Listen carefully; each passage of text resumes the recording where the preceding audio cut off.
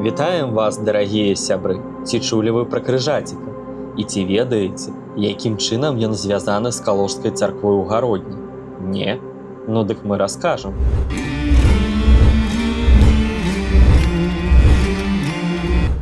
Крыжацікам з'яўляецца белы крумкач з чалавечымі вачыма, постаць могілы, капліц і храму, што ахоўвае іх ад п'яніц ды нехрысцяў-вандалаў. Сустракаецца пераважна на Палессі, але наша гісторыя пра Гародню. Крыжацікам звычайна становіцца душа чалавека, чый крыж па тых ці іншых абставінах быў зламаны да заканчэння 40 дзён.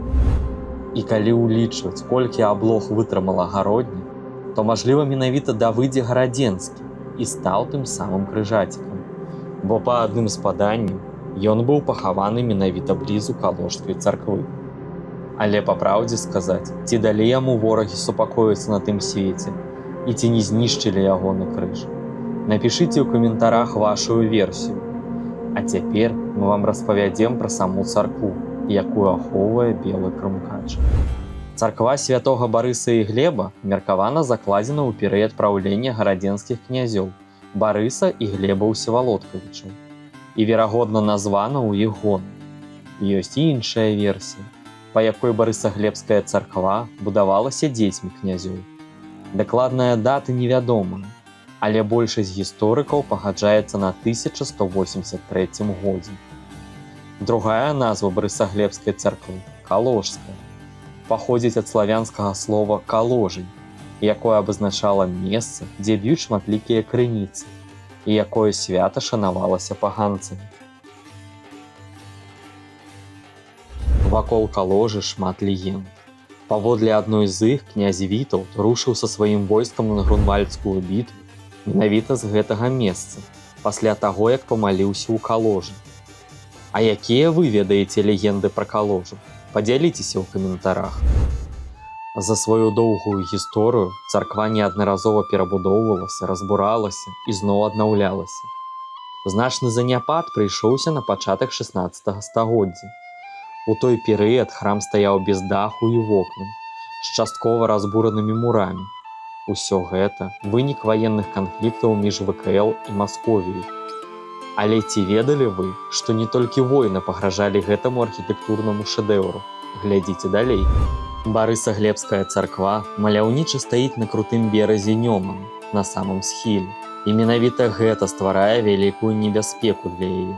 За сваю гісторыю храм некалькі разоў мог літаральна сысці пад ваду. Так, у 1720 годзе была сітуацыя, калі ледзь не абрынулася сцяна царквы. Тады праблему вырашылі пасадкай дрэваў, карані якіх умацавалі грунт на схіле.